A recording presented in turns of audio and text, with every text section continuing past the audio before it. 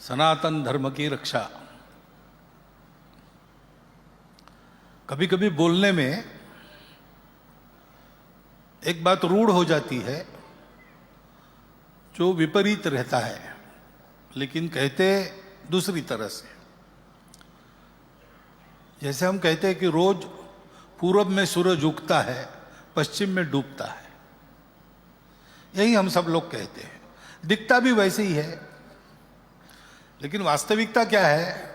सूरज उगता डूबता नहीं है। हम लोग सूरज की तरफ हो जाते हैं तब हमको लगता है सूरज उग रहा है, और हम लोग सूरज की तरफ पीठ करते तब हमको लगता है सूर्यास्त हो गया। इससे धर्म जो है, धर्म तो चिरंतन है, शाश्वत है, और उन्हें हमने आपने बनाया न किसी ने बनाया। भगवान की इच्छा से सृष्टि बनी, सृष्टि का नियम साथ में आया, वही धर्म है।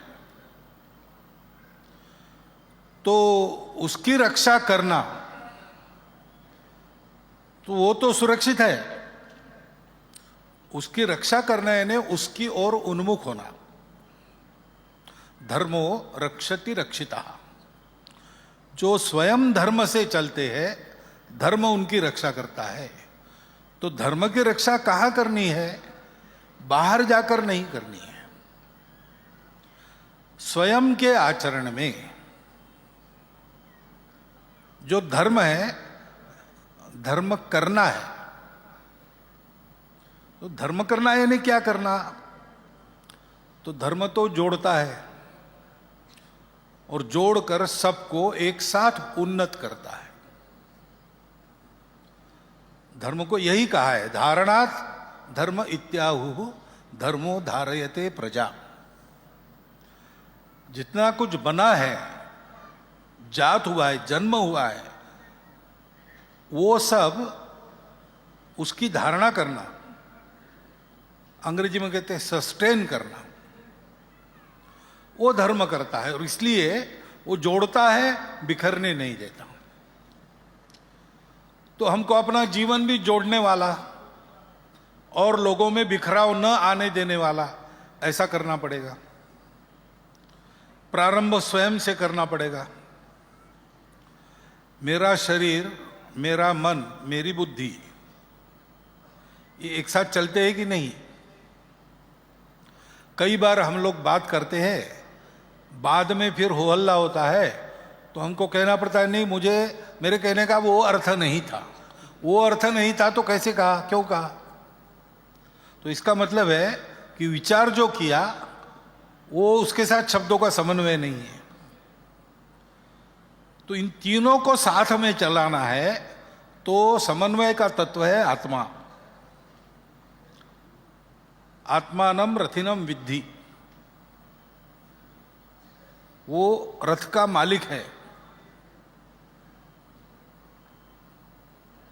आत्मानम रथिनम विद्धि शरीरम रथमेवतु बुद्धिम तो सारथिम विद्धिम। बुद्धि सारथ्य करती, ड्राइवर है, मालिक बताएगा वहां ले जाएगा गाड़ी को, अपने मन से नहीं चलाएगा। और इंद्रियों को प्रकृति ने दिया है बाहर का दौड़, तो उसको रोकने का काम मन करता है। मन का लगाम बुद्धि के हाथ में होता है, और बुद्धि चलती है आत्मा के प्रकाश में, तब ये समन्वय हो पाता है। ऐसा समन्वय हो पाए, आत्मा का प्रकाश बुद्धि मन शरीर को मिले, इसलिए उपासना आवश्यक होती है। उपासना यानी पास बैठना। जब हम उपासना करते हैं, साधना करते हैं, पूजा करते हैं, तो जो पूजा के आराध्य है उनके पास बैठना होता है। इन्हें जैसे वो है वैसे होने का प्रयास करना पड़ता है। तो आत्मा के प्रकाश को बुद्धि पाती है, मन के लगाम बुद्धि के हाथ में रहते हैं, और इंद्रियों को मन अपना रोकता है अनिष्ट कार्य करने से। ये जो शरीर मन बुद्धि की तपस्या है, वो उपासना है।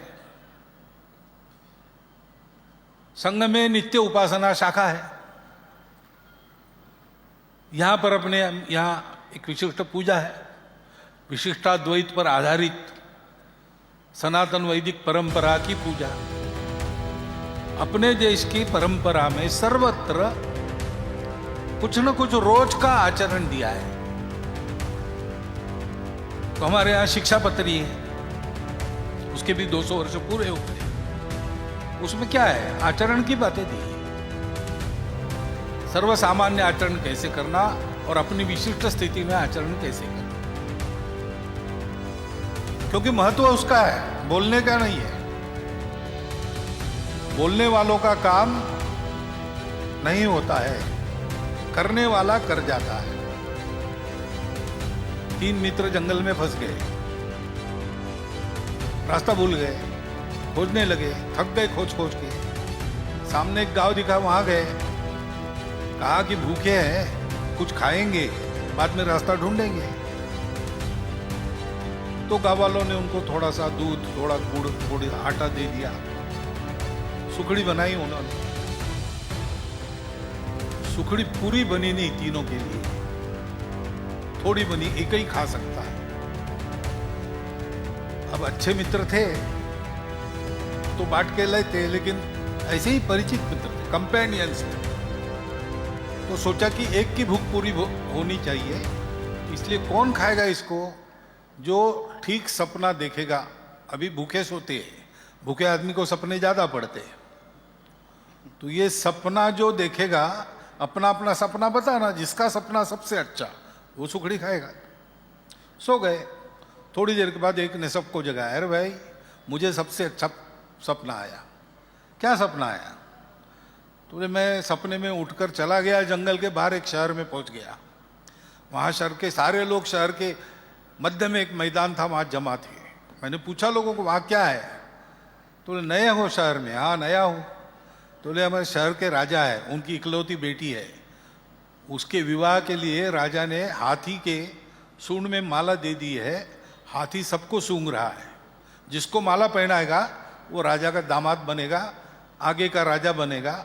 सुंदर पत्नी, संपूर्ण वैभव और सत्ता तीनों मिल जाएंगे। तो मैं तमाशा देखने खड़ा हो गया। हाथी सबको सूंघते आया, मुझे सूंघा और मेरे गले में माला डाल दी। फिर क्या देखते? सब लोग मुझे कंधे पर बिठाकर जुलूस से ले गए। राजमहल में बड़े बड़े धूमधाम के साथ वाद्यों की आवाज में मेरा विवाह हो गया। इससे और क्या चाहिए? मनुष्य जीता क्यों है? वैभव चाहिए, सुरक्षा चाहिए, सत्ता चाहिए। यह सब हुआ। अब इससे अच्छा क्या हो सकता है? दूसरे ने कहा तुम्हारा क्या सपना है? इससे अच्छा तो मुझे सपना आ रहा था। मैं सपने में जागा तो सामने विष्णु भगवान खड़े और वो कहे कि वत्स, इस जन्म के बाद तुम्हारा मोक्ष निश्चित है, तुमको क्या चाहिए इस जन्म के लिए उतना अभी मांग लो। तो मैं मांगने ही वाला था, उतने में तुमने जगा दिया। फिर तीसरी की ओर देखने लगे तो उसने कहा कि भाई हमारा सपना इतना अच्छा नहीं था, इसलिए आप दोनों तय कर लो कौन खाएगा सुखड़ी। अब इनको पता चला कि तीसरा भागीदार नहीं बनेगा सुखड़ी में, तो न्याय का ढोंग करते हुए कहा नहीं नहीं, तीनों का सुनना है, फिर ही बाद में ही निर्णय करेंगे।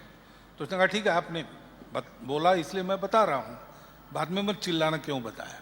मेरे सपने में न राजकन्या आई न विष्णु भगवान आए, मेरे सामने तो एक भूत खड़ा हो गया जगने के बाद, और वो गुस्से में था। मैंने पूछा भूत महाराज क्यों गुस्सा कर रहे हो? तो तुम पर नहीं कर रहा हूं, ये तुम्हारे 2 मूर्ख मित्र है।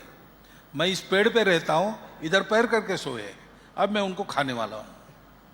मैंने कहा महाराज हमारे दोस्त है, उनको बेचारों को पता नहीं, अज्ञानवश उधर पैर करके सोए, आप छोड़ दीजिए उनको। तो बोले ऐसा नहीं होता है, आग जलने के बाद आप गलती से हाथ डालो या जानबूझ के डालो, वो तो जलाएगी। तो ये गलती हो गई है, इसकी सजा होगी, मैं इनको खाऊंगा। तो मैंने हिम्मत करके कहा भूत महाराज वो तो निरपराध है, उनको फालतू, आप ऐसा करो, मैं इनका मित्र, आप मुझे सजा दे दो, मुझे जो सजा आप दोगे मैं मान लूंगा, उनको छोड़ दो। तो भूत ने कहा अच्छा ठीक है, लेकिन तुम्हारी सजा तो ऐसी नहीं होगी कि तुमने प्रत्यक्ष कुछ नहीं किया। फिर इधर उधर देखा, बर्तन में क्या है? मैंने कहा सुखड़ी है। तो बोले खा जाओ, यही तुम्हारी सजा। मैंने कहा महाराज हमारा तो ऐसे तय हुआ। तो बोले तय हुआ मैं नहीं जानता, सुखड़ी खाओ नहीं तो मैं दोस्तों को खाता हूं। तो मुझे सुखड़ी खानी पड़ी। ये दोनों दौड़े, बर्तन देखते तो सुखड़ी नजर आ। अरे जगाया क्यों नहीं हमको? तीनों मिलके भगा देते भूत को। तो बोले भाई तुम्हारे सामने विष्णु भगवान खड़े हैं, तो तुम क्यों इधर उधर देखने वाले हो? और इसके बैंड बाजे बज रहे थे शादी के, सुना नहीं गया होगा। क्या है तात्पर्य कि सपने देखने से नहीं होता, बोलने से नहीं होता, करने से होता है। और इसलिए ये जो आचरण है वो सिखाते हैं, उस पर ध्यान पूर्वक चलना चाहिए। धर्म की रक्षा धर्म के पालन से हमें ही करनी है, और धर्म का काम है जोड़ना और उन्नत करना। उन्नत करने के लिए आदत चाहिए। अच्छी बातें हम सबको पता है और हम बुद्धि से भी उसको सम्मति देते हैं, और मन भी करता है कि मैं, हर आदमी सोचता है